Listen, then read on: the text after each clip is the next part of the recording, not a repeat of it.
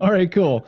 Well, so for everybody here where this is your first time, we have two goals in these hangouts that we do every Wednesday. Goal number 1 is learn LinkedIn. Goal number 2 is have a good time. And our one rule is don't be a troll. And I feel like we're probably going to be okay with that today. So those are the guiding values. I'm going to have to go, guys. All right. I knew it. You got to take, you know what you could do? You can take a bottle. My wife does this. You put a bottle on top of your head and then pull your hair up and tie it on top and it looks like troll hair. There you go. You expect it later. Next time. Okay, cool. Very cool. Very cool. It'll be like, you can do the entry like this where it's like, and you can take a screenshot and say, don't be a troll. And you can use that as like a memeify on LinkedIn where people are being a troll and you can remind them not to be. Okay, so those are the two goals. The one rule, priority always goes to anything that gets brought up live. And so to kind of make things go smooth, I have one talking point that I want to hit just because I feel like it's good, important. Today, I want to get to targeting on LinkedIn. So that's kind of on my number 1. There's also some time fillers where people submit questions and we can hit those too if y'all are really non-dynamic and boring and we get over the targets. There you go. That's how we roll. So since priority is you folks here, anything LinkedIn related that anybody wants to bring up, it's anything. Business problems, strategies. I started implementing your idea that I got from last week about the do not send list. Mm-hmm. I'll repeat it here because most folks weren't on the call, but we came up with something brilliant last week. I started implementing it for folks. And I had a few questions, a few hiccups. Yes, go for it. All right. So if you want to make sure that you don't send to someone in Sales Navigator, mm-hmm. you can create a custom list. It's a lead list. A custom lead list called Do Not Send, and add people to it. And in your search, you can bring up that custom list. It's now one of the 30 plus filters on the main thing and / it so it goes red. And it will avoid anyone who's on that Do Not Send list. Mm-hmm. And you can only have 250 people per list. We've got 2 lists now for one client. We're starting a 3rd list. So we're implementing it. But what we find out is after you get by a few pages, you'll highlight the whole page. You'll highlight the whole page and it won't take all 25 of them. It'll say 6 and it'll leave some. It'll say 8, it'll leave some. It'll choke after the first few pages. We'll go 50, 75, 100, 125, and then it'll add 16 and then it'll add 8. And you have to manually go back and tick the ones that you want. We had that happen both on 2 different computers doing it. I think it's just a bug. I think you're right. I've experienced that as well. So really quick, just to clarify. So Mike, there's 2 different lists, and if you're creating the do not contact list, it's going to be, so there's account and then there's lead. So you probably want to start with the account list just to clarify if someone's going to be making the do not contact. So you create a custom list, an account list. Is that what you're saying, Mike, is you start with the... No, I did it with leads. I was doing it with leads. These are individuals. Yeah. Okay. You'll probably still encounter the same bug, but I think you'll get I think your results will be better if you create the list as an account list instead of a lead list, because then you're excluding the companies instead of the individuals. But then what we'll do is we'll refresh, we'll do this right here, past lead and activity. No, we just do a / on that. Oh yeah, that's right. / Thank you. So like this. Yep. Whoops. So demo. No, you're still on accounts. Yeah, that's what I would do because I'm excluding companies. And then are you talking about it's glitching out, saving the accounts or saving the individual? Yeah, she has a list of people she just doesn't like. You know, she runs a peer board, and she has a list of people she just doesn't like, and she's been adding a do not send tag to them until now, and you couldn't do anything with the tag hardly at all. But so we converted all the tag people over to list people, and I'm still going to keep the tag just because I never delete a tag. But we converted all the do not send tag people to do not send list people, and then / them. I haven't done it yet. I assume it works, and it's a great idea that I got from you, Isaac. We're using it for everybody. You know. I haven't encountered that bug when I'm saving a page at a time on the accounts. And I didn't have a problem saving a page at a time until I hit 6, 7, 8 pages. Yeah, I've gone through like a full list, and it could have been, who knows, if it's a glitch, it's a glitch, you know, I don't know. But I have encountered that for sure on the lead, but not on the accounts. Okay. So yeah, if that might just be, yeah, it's not just you. Yeah. Yeah, cool. Any thoughts, comments on that? Is that a new concept to everybody here? Is there anybody here not using, or who does have Sales Nav? Mike and I have Sales Nav. Jared has Sales Nav. Dave does not. I do not. Okay. So this looks a little bit different. This is Sales Nav. If you're looking at, let's see. Hey, there's Eric. I was just creeping his profile before he jumped on. Hey, Eric. Hello. So this is what you're probably used to seeing, and then the search is drastically different if you're on free or premium. So that's why it looks so different there. But yes, Mike, we've encountered the same bug. Yep. Cool. What's next? Challenges, struggles, questions, observations, cool stories. Cool. Shall I share my one? Yeah, because I'm now playing with new way of pitching my own services while I'm looking more for the B2Bs who are kind of after big enterprise clients, which is definitely a subsector of all the ones that are B2B, more biased towards tech, but not too specific. So I'm wondering about good ideas for how to search that list. I did ask Isaac, but I'd be open to other ideas about importing lists from other sources. So yeah, just kind of looking for ideas I might not have thought of as to how to narrow that down. So what I would do is like, can you describe and you can turn your mic off because I'm actually asking you a question. Can you I'm in the co-working space. It's cool. So it gets a bit That's noisy. cool. And it's okay if there's a little bit background noise. It's all good. So can you describe just two kind of streams that you need to clarify? Describe the company and then describe the individuals at those companies. So companies.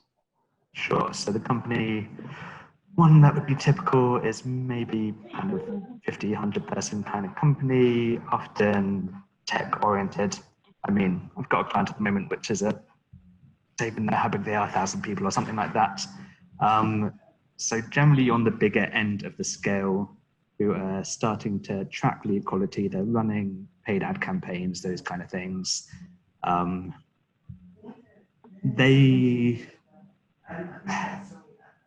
normally struggling because they're bringing in lots of kind of inquiries from small clients, and they're getting annoyed because they want kind of to attract big enterprises. And from my view, I can be like, well, I can see that's because you're pitching yourself as an entry-level product. Why are you even mentioning it in these ways? What other details might be helpful? What about at the individual level? Like, who are the people? Individual. So what's the job title of the person at these companies you'd want to talk to? They're kind of marketing director, chief marketing officer. What else might they be? Had some which are lead gen specialist. They can get quite creative with titles. So let's do marketing director or CMO just for fun here. So what I would do is, and you're familiar with a little bit of this. First, you might try, because you don't have Sales Nav, right? You might try the free trial. Yeah. Just choose monthly when you set it up instead of annual. Otherwise, you'd be surprised with the $800 bill. And then see what you can do. Like hopefully, your perfect account that you want to sell to. So see if these filters can get you that list. You might not be able to. So if you can't, then if you can use another resource to get that list, I would put it on the Google Sheet and then go through and then maybe hire like a VA to save every company that has a company page like this. This is an account search. These will only show up if they have a company page. So there's going to be two categories. There's going to be companies that do have company pages, companies that don't. And so you do is get that list. If they do have a company page, I would have your VA, and the reason I'm saying the VA, which technically, just so it's said, using a VA is technically against the rules, but people do it all the time. But it's not rocket science, because you're just finding a company and saving it. So it can be time intensive, and it might, you just got to be mindful of ROI. So save them maybe to your overall saved accounts or to an actual list like Mike was talking about a minute ago. And then once you get that list, then you come over here to lead search, which is the individuals. That's why I was asking you, like marketing director or CMO.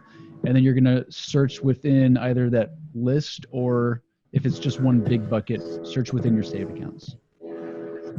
And that's gonna like take your data for the list off of LinkedIn. It's gonna like create your own custom list within LinkedIn, and then you can look for the individuals at that list of accounts because you created the list while you're on LinkedIn. And I think you have two strategies there too. If you're going after enterprise clients and they're really big, you can kind of go down the row, like just go down the row here and go for numbers, or you can be a little bit slower and focus on one account at a time. And instead of just going to the CMO, which that can be a great strategy. Sometimes though, it's better to start lower on the totem pole. And by the time you get to the CMO, they see that you already know a bunch of people at their company. They see you've already commented on some of the stuff. By the time you get there, they're like, oh yeah, I should probably give Zach at least a minute because he's already in, so you might try both strategies and see what sticks for you. It's a fair point. Yeah. Yeah. Hey, Mike, any thoughts on that? It's okay. Yeah.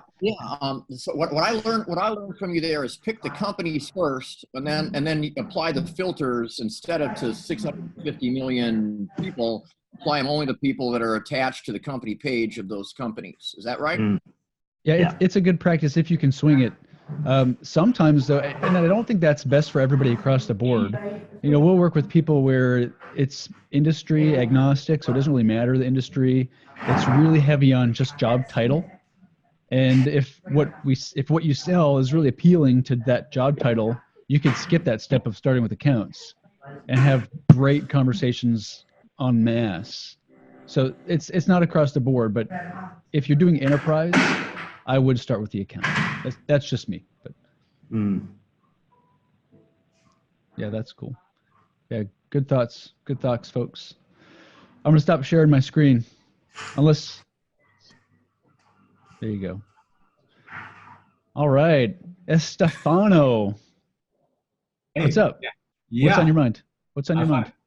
Perfect. I'm just a little bit sick today, so that's cool. So much. So I'm just not sure what questions I can ask because you said it's more about targeting or over a business strategy or what exactly. So I want to hit targeting later, but priority goes to live. So if you have any questions or stuff you want to talk about, you're the priority. So I want to hit that first. Awesome. So besides the one that I just sent you, but I guess we'll discuss this on Friday then. So one question that I have is, do you also usually try to do cold outreach or LinkedIn ads in combination with LinkedIn itself? Because we just tried several things and we had like on average a 25% and it's going still up reply rate on cold outreach emails, which is pretty high for several of our clients. So I just wondered, do you try this in combination or do you just do LinkedIn isolation basically? So you're saying you're having a 25% reply rate on a cold outreach for email? So like you use LinkedIn to grab the info, ping the MX records, get the list of their probably work email, and then send them a message, right? By email, not LinkedIn.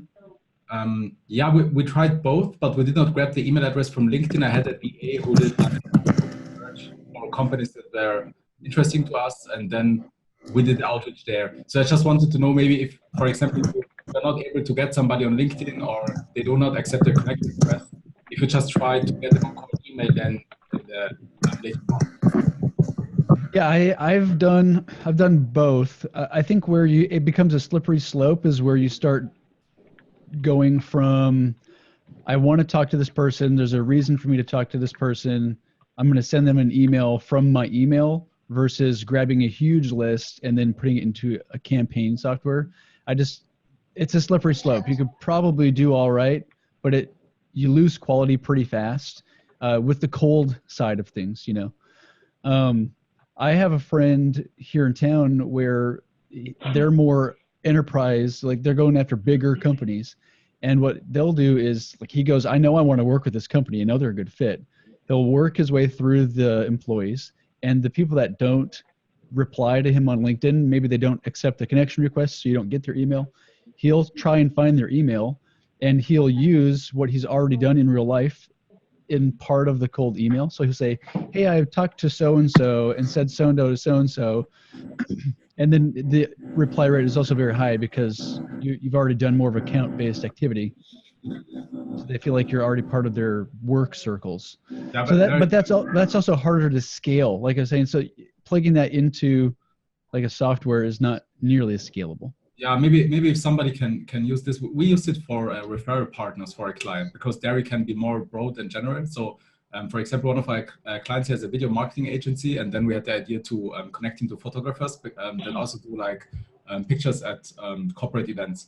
So what we did is we like loaded a list of all the photographers in the country into Reply.io, like a cold email outreach software.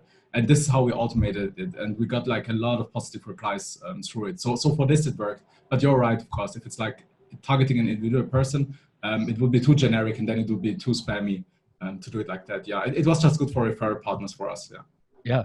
Well, in referral partners, I think you can be more direct because it's just obvious. You know, you're actually giving them a hard sell. You know, you're coming to them with a value prop where they're going to make money. You know, it's not like you're selling them. You're kind of approaching the situation as being a giver, right? Yeah. I feel like case study, of course. Yeah. Yeah. With yeah, the industry. Yeah. So I think you can be more direct there and be successful. If you're talking to the actual end buyer, it's a wild, wild world, but usually the end buyer, you don't want to do it with direct right away. Yeah. It's also not legal in Switzerland and in the German market to do it to the end buyer. It's only legal to do cold outreach for emails with for referrals, corporations, and so on, but not for direct sales. Yeah. Yeah. Oh, also, so really quick, Eric. So Eric owns Zap Info, right, Mike? And yeah, you want to talk to Eric about this? He works with a company that finds the emails and scrapes the data and does all this stuff for you. Eric, it'd be great to have him chime in here. Yeah, so Eric, feel free if you want to comment a little bit on what Stefano was saying, if you're able to. I know you're muted, but this is probably more your wheelhouse than mine because we don't do much with email here.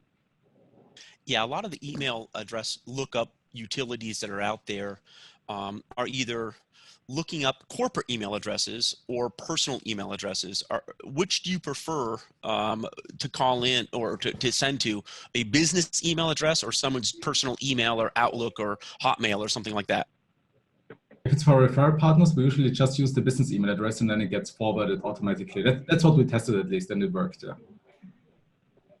Those are much easier to extrapolate and guess or estimate based on normal patterns, because most mid-sized companies will have a common pattern, first initial dot last name, or first or middle initial or something.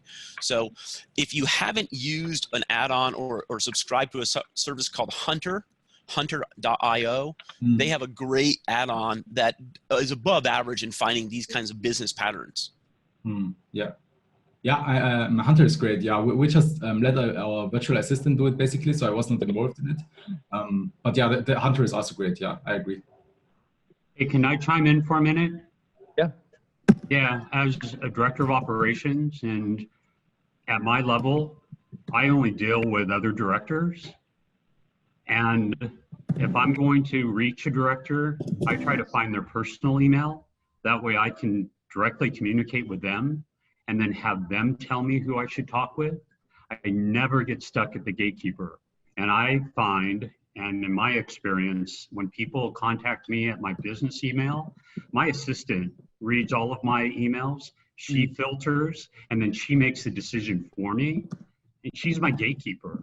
So if someone knows my personal email, contacts me directly, they're starting to build a contact with me. And if you're a director, you talk to a director. You don't get stuck at the gatekeeper level. At least that is my perspective and how I do business.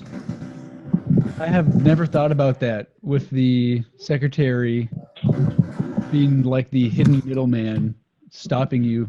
That's interesting. That's very interesting. All right, so there's like a third kind of email address here. Sure. We call it the LinkedIn email. One that you can go on LinkedIn. It could be either one. What do you see? I see mostly private emails, even sometimes custom emails like LinkedIn Mike 12@gmail.com and stuff. In Alfred's case there, maybe the LinkedIn Mike @gmail.com is boy, that's where all the stuff gets sent to, or because if someone hacks into your account, that's the email you're going to hear about it at. If you need to log in, that's the email you're going to hear about it. But I just thought I'd throw that out there, that the LinkedIn email address is sometimes not the personal, not the business. It's just for that. Yeah, I've encountered that as well, Mike, now that you say that. So people, they want to keep their inbox clean, be efficient, and they don't want to deal with whatever. Or if they get subscribed to something and it goes to their email, it didn't opt in, and it's that one account, they know exactly where it came from. For sure.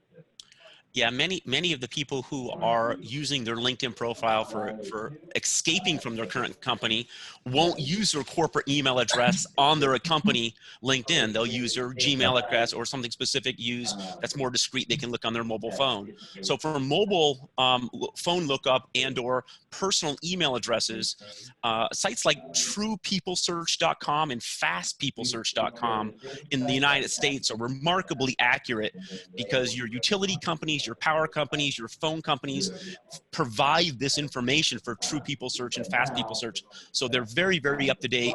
We'll also show you oftentimes the personal email addresses, physical addresses, and then it will cross-reference who lives in the house with them, such as unmarried spouses, children, or roommates. Yes, thanks for that. That's great. Yeah. Also, I think it's about a 20% of the labor force, at least in the States, switches jobs throughout the year. And it's also nice to have their personal email saved to your CRM, because you might have an in with them. They might switch jobs to a similar role at a different company. And it's nice to be able to ping them either on LinkedIn or just to their email, because that'll stay the same even if they switch companies as well. Yeah. That's that was a lot of bunny trails there, Stefano. Does that help you at all? yeah, it was really interesting. Yeah, also what I really liked was from Mike, the thing with the email addresses from Sales and Life, because I just saw it today by accident that there is the email address of the people in Sales and Life, that you can see this on the right side. And this was very interesting. I just think that the cold email outreach, it was so strong because of the automated follow-ups and so on that just happened. And this is what brought in the replies. But I guess you just need to test it in combination. But yeah, anyway, thanks a lot for the help. Yeah. Totally. Hey, Tanya, I muted you just because there's a little bit of background noise. So if you want to chime in, I'm not trying to be mean. So, cool. Very cool. Hey, quick question. Shoot. About a basic thing. Has anybody had success running an event on LinkedIn, like having a webinar saying, okay, LinkedIn people sign up for that event, like a half-hour thing? Kind of like not really what you're doing in terms of a regular deal, but just a one-time hit to a bigger group. So I'll kind of share my first thoughts, and then if anybody else has experience here, chime in, because it's a newer feature. So the LinkedIn event, actually here, I'm going to actually share my screen really quick so everyone knows what you're talking about. All right, so right down here in the bottom, this is events. This is what they're talking about. Okay, so LinkedIn events is like kind of newer. It works sort of like a group page. It's designed for an event. There's a few different settings and features I don't really want to get into just because of the question. The event is geared though towards it being a physical, like in real life event. It's part of the requirements when you create the event is having a tangible location, right? So I've seen some people do like a fake address to make it digital, like a virtual meeting. And I did a thing with a bunch of LinkedIn people for that. They're just kind of messing around to see how it went. And it got some traction. But beyond that, I have not personally been involved in a LinkedIn event where they promoted it on LinkedIn with the LinkedIn event, and then it like had a bunch of traction. So Tracy Nice, were you on here before with Tracy was here? Tracy was here last time. Okay, so Dave, Tracy does B2B events, and she's my go-to for LinkedIn events. And this is newer for her too. And what I did is I asked her to come in and share when she has an in real life event happening, and she'll be doing the event and kind of just like giving it a full go. And so I asked her to come and share what it looks like during an actual event. So I haven't personally been a part of anything other than that. Has anybody else? It's been 10 years, but I used to do LinkedIn events 10 years ago. They took the feature away. I'm personally kind of big on it. I think it's got a lot of potential. Yeah. And now, people can overrun it and make sure it gets, spammy and stuff. But if you're targeting the right people to the right event, it's a Minneapolis event. I'm inviting people to a Minneapolis event. It's for decision makers. It's a decision maker event. It's about sports. You like sports. If the two things align and stuff, I'm really quite high on it. I think a lot about it. I think the potential on it's, I give it a 75% thumbs up. Yeah. What Tracy when they took it away, we all claimed foul when they took it away 8 years ago or 10 years ago when they used to have it. It was useful then.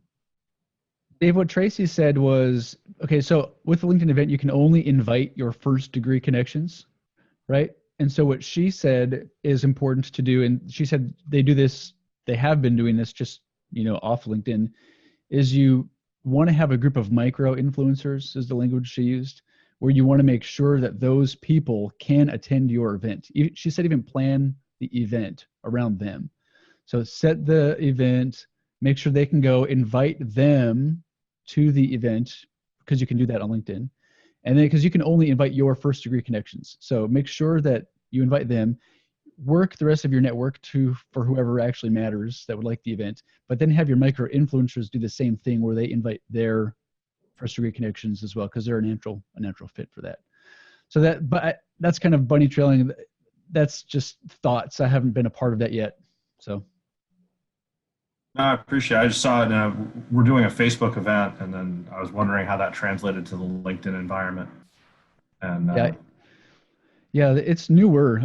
There's been a few new things like this last year. Actually, there's been a lot of new things. That, and then the service provider search being on LinkedIn, I feel like that's a really big sign of the direction LinkedIn wants to go. Do you guys know what I'm talking about? The service provider search? No, I haven't seen it. oh. So for a long time, people kind of just think of LinkedIn, and still do, as like find companies, find people, but not solutions. So ProFinder's been around for a while, but this is you're searching for services, which I feel like is a really fundamental shift in how people approach using LinkedIn. And I think that it's a smart move for LinkedIn because they've got all the professionals.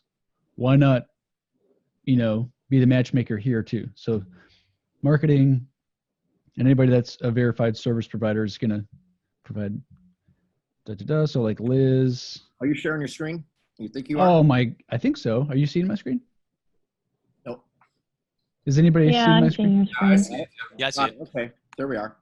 Yeah, you have Liz bots on.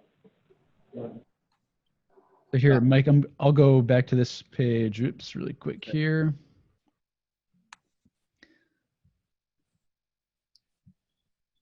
This is the very kind of bottom services. And then provides marketing services, Liz. Kind of interesting, huh? So events is kind of a big thing too, with making it in real life, and then search service providers, I feel like is a big indicator of where LinkedIn's wanting to go moving forward, is interesting. This is not related to ProFinder though, what you're talking about here, right? Yeah. ProFinder, I feel like is, I don't know, it's all right, but it's like a lot of small type things. I've not got anything from ProFinder, but I know someone who does LinkedIn profiles for folks, and she's knocking it out, I guess. That would make sense, but there's also, it's a smaller deal. Like I find the ProFinder requests that are submitted for me, the jobs are usually going to be, at least the ones that have come in from my industry and stuff, is going to be like less than $500. I don't want to deal with that, you know? So if you're doing a profile write up and it's less than $500, I could see that being a great inbound stream for sure. Oh, I never used that lower left section on LinkedIn.com where you're pointing at ever. Yeah. That's the provider section. The only thing at the bottom I use is the job title. I do a long Boolean on title. That last row, and the row above it is worthless as well. Why don't you go to search people all filters? Let's just whittle through the rows on the free program.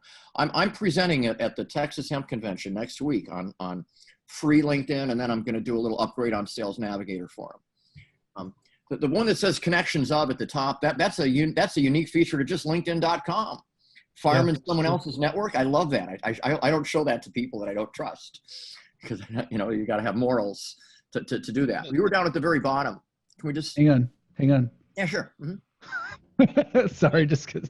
Yeah, no, but you'll only be able to see common connections because I have it shut off. You can't see my twos. So we have 109. Nice. Some pretty good ones there. Nice. Okay, sorry, just for kicks and giggles there. Yep, that's how you farm someone else's network. On the very bottom, let's start at the bottom and work up. So on first name, last name, you hardly ever do that. You just use that in the upper left corner. But title over there, do you know how far we can go with words? I went too far. I pasted in something and it cut it off, and I just trimmed it back to like 10 words. How far can we go? 2,000 characters. In that on LinkedIn.free here? Yes. Oh my Each gosh. field can do up to 2,000 characters. You should be on Jeopardy, Eric. Just saying. I met we met last week in person. So it's just Next like time I'll form it in a form of a question. Sorry. What is, how many characters? 2,000. Wow. There must have been something choking it, something else choking it. It was a bad Boolean, as we would say, right? The row above it, I don't do anything. Does anyone do anything with that row above it? This, or it says profile language, schools, or interests.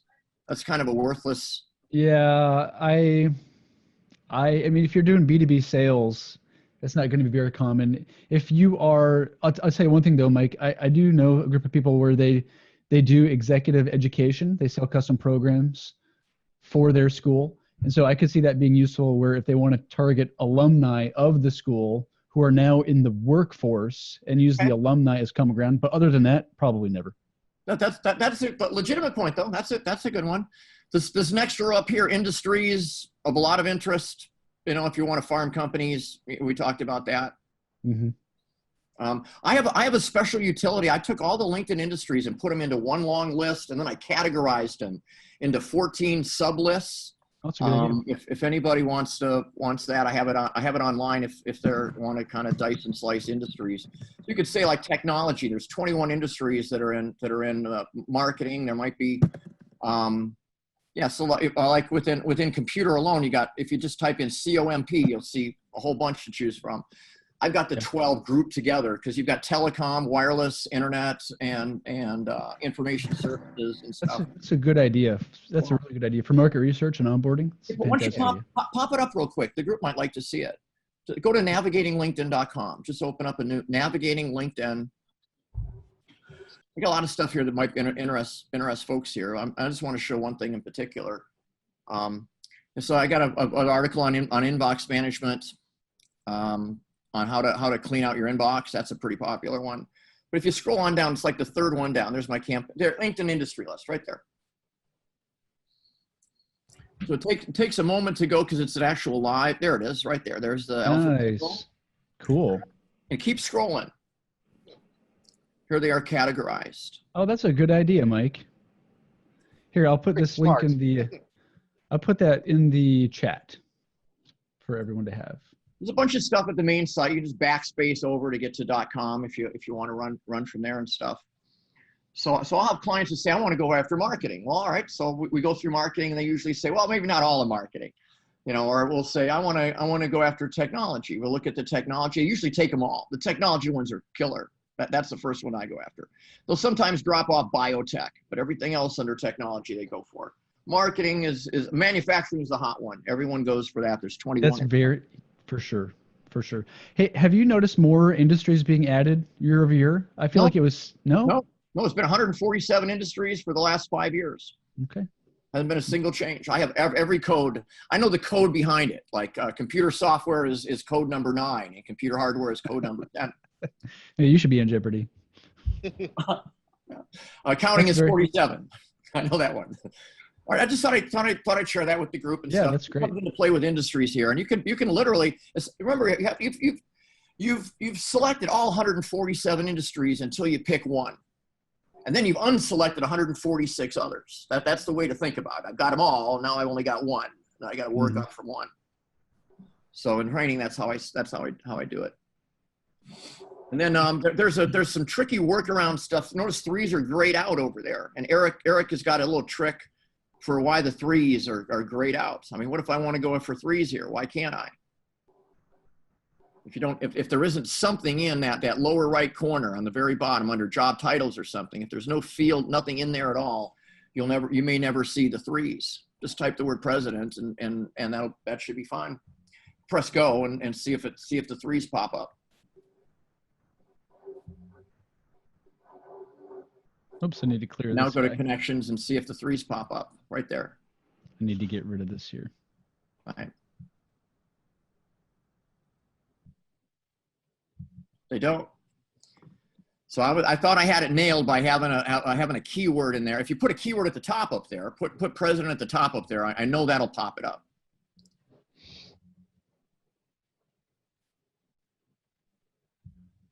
I haven't quite figured this one out. Oh, yet. that is what? I know I haven't quite exactly. It always shows up if there's a word at the top up there. I'm just going to do or as the key. Yeah, I use or and. Yeah, I did the same thing. But somehow I was able, and Eric was able to help me get it to work some other way, and Wow. I couldn't recreate it. Jared, did you see that? No, I'm in the car. So can you describe it? I'll ask me later. I don't want you to get into an accident. Yeah. You should be watching the phone, not the road. Duh. The grayed out sorry. trees is a mystery to me still. Somehow Eric had made sense of that to me, but I couldn't reduplicate it when I came home. That's really interesting, guys. That's really, really interesting. Huh. Cool. Yeah, That's a great workaround. I made all my clients convert to Sales Navigator in order just even to do business with me. And now I'm taking them on with LinkedIn, and I'm going to convert them to Sales Navigator after they're an account. I'm not going to say no to them. But that was the little things I showed them there. Yeah, that's very cool. Very cool. All right, so we're approaching about 40 minutes in. So just because this was left over from before, just got to, Eric says, put this trick in the keywords, zap in. Okay. Oh, interesting. Eric, did everyone see that on the chat? I'm doing something that Eric mentioned on the chat. Yeah, there's oh, fuck, that's beautiful. You could put in banana tree or not banana tree. You need a bracket around. You got a bracket issue there.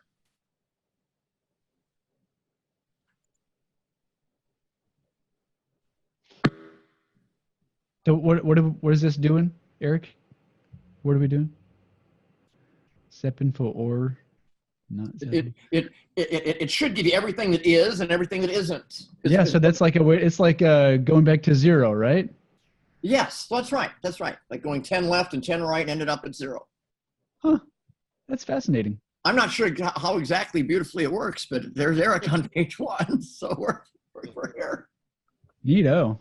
That's really neat. Huh. Okay, very cool. Very cool, folks. Well, let's do this because I don't want to send out the same email 3 weeks in a row because people will get bored. Let's talk about really quick lead profiling and targeting, right? Just because I feel like when I'm having a sales meeting and people want to do LinkedIn, this is a lot of times the showstopper. So for everyone that does LinkedIn as a service here and for everyone that wants to do it themselves, just to be aware, like this is where if we're in a sales meeting, people want to give us money, I'll say no, because you don't know who you sell to. And it is shockingly common. Sometimes I'll be in like a Zoom meeting or in real life meeting, and I'm thinking to myself, I wouldn't say it, but I'm thinking, how have you been in business for this long? You don't even know who you sell to. Jared, you guys come across that? I was like, oh my gosh. I'm sure everybody in marketing, I'm sure experiences that, but the rubber really hits the road on LinkedIn, because you're not just, this is what happens is people will say, I work with companies that do 10 million in revenue in the tech industry. And I go, that's great to know, but it's not enough to know if you want to do LinkedIn, right? And so you got to start with a kind of company, and then you need to also talk about the individuals, because on LinkedIn, you don't connect with companies, you connect with individuals. So you kind of got to start broad and go narrow. And this is just like, this is thinking forward, this is really just search fields. And so if you're wanting to do B2B outreach on LinkedIn, I mean, know as much as you can about your target audience, but especially, can you find them in search, right? Because if you can't find them in search and get a laser focused list, you're going to just waste so much time reading irrelevant profiles. So like an account or a company, I'll say, all right, tell me the industry that you want to work with, right? And I'm thinking, what industry is the company in? I'm thinking, how big is the company? And a restriction here with LinkedIn is you can't search by revenue. You can search by headcount, right? Location. There's two things here: location of the headquarters, if you're searching within the account search, and then the individuals as well. So just to be aware, there's two things there. I'll ask if there's any unique characteristics. So maybe you're dealing in insurance, but a specific kind of insurance. You might start with account search and have to include life insurance, right? Like life insurance isn't an industry option. So you might do life insurance in the keyword area. So we work like through that, and then we'll do down to the person. So from when we were talking earlier with, I think Zach, right? So start with the account search, if that's the route. If it's not going to be for everyone, but common. Once you get those saved accounts, I'll say, what's the job title? Like, what can you tell me the title? And that's is where a lot of people, they have no idea. Do you guys experience that, Mike, Jer, Stefano? People, they have a hard time telling you the title of the person they want to sell to at the company. Yeah, usually what I do is I just work backwards. So if I'm in a sales meeting with somebody, then I ask him which 20% of the clients bring 80% of the revenue. And then I just work backwards with them and try to figure it out this way, because you're totally right. Yeah, they usually, often they don't know. Yeah. Yeah, for sure. And I feel like this is usually the showstopper, where if they're going to have a problem, it's usually right about here. And so it's very important. And if you can't search for title within LinkedIn, I feel like that is what gives you the laser focus list, is title. There you go. Agree? I agree entirely. The seniority level I use to do an approximation, an estimation. Yeah. And then find 10 to 20 words to put into job titles, and about 50 to exclude. I have a lot of Exactly. Yeah, same here. And so it's nice to use the, let's see. It's nice to use seniority level for basically seniority level and function as well. Oops. You can see that. I found that function are low-level titles and stuff. If you're trying to find salespeople or administrators or low-level folks, but if you're dealing near the top, the function doesn't seem to do much. And the issue with the CXO under seniority level, you want to pop that open? CXO includes CIOs and CFOs and chief bottle washing officers. It only has the word chief and officer. You put anything in the middle there, it's just like a sandwich with anything in the middle. I get with you. The Boolean for the job title Booleans and the includes and excludes is far away the way to go. So it's nice to use the more broad here in seniority and function just to do research, so that you get all of the titles that you need to include in title. And there's a lot of times where you'd be surprised that, like with HR, trends come and go, with what job titles people give themselves. So chief people officer 10 years ago, I feel like was not that big of a term in HR. And now chief people officer, there's a lot of people in HR where they'll call themselves chief people officer. But if you just relied on HR, you'd miss a huge group of that audience, huge segment of that. Yeah. Hey, may I add something to that? Yeah. So what I do when I'm looking for someone at my level or higher, say type in Howard Schultz from Starbucks. Into where would you like me to type that? So when it comes to the search name, search by keyword, type in his name, Howard Schultz, the old president or the previous president of Starbucks.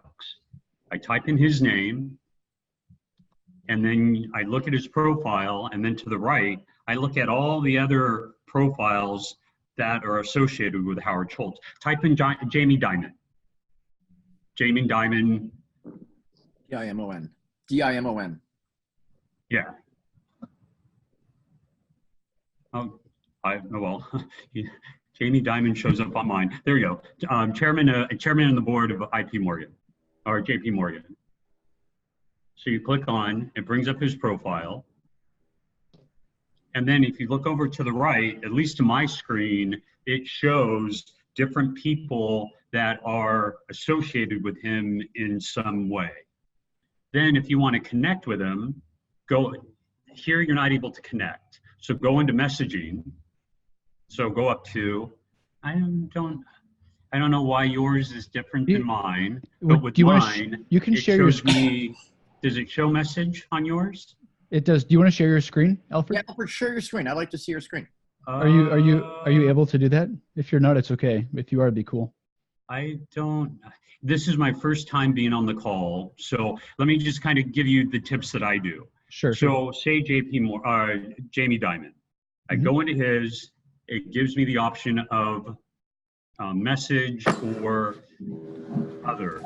I go into other. Then I go into connect, and it will say, to be able to connect with this individual, you need to know his email address. So back to the previous conversation we had, most people have an email address that says Jamie at JP Morgan or j.diamond at JP Morgan. So I may not know his email address, so I type in something that I'm familiar with other companies. Then it allows me to send him a invitation. Then when I'm done doing that, I go back to the right of this, look at his profile, look at the right of the screen, and it will show me the different people that he's associated with.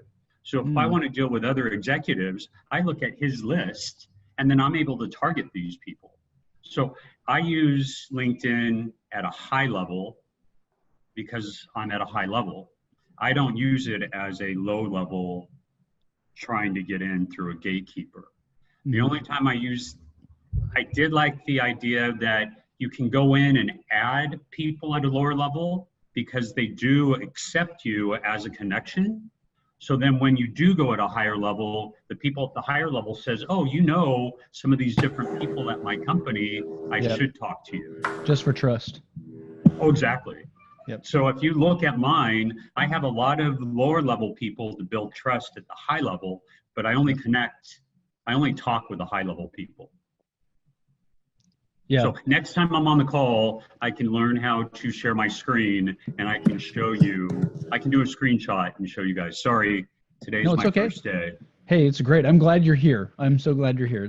Hey, do you all know what happens if you add an incorrect email when you connect? I've never had it. Nothing. You can type in the incorrect email and it still gives you messaging capability, but it never tells me that it's an incorrect email. Do you know, Alfred, or anybody here, if the recipient receives the invite if it's an incorrect email? I don't know. And I don't even know how you put that function in, because I noticed there are a lot of high executives that don't have that feature. And I'm thinking, really? Should we do a test here live? Yeah? Who's not connected with me on LinkedIn? I'll change the setting right now. Oh, do you mean I get to block you? No, there's I'm joking. That was a joke. It's a setting in your account settings where you can require an email be added. But okay. Well, I'll have to add that then. Where is that in account settings so I know in the future? Oh, I don't quite remember. Well, that's all right. We can do this as a discussion for next week. That's a great. It's under privacy settings. You're right there. You'll get there. Let's see. Email.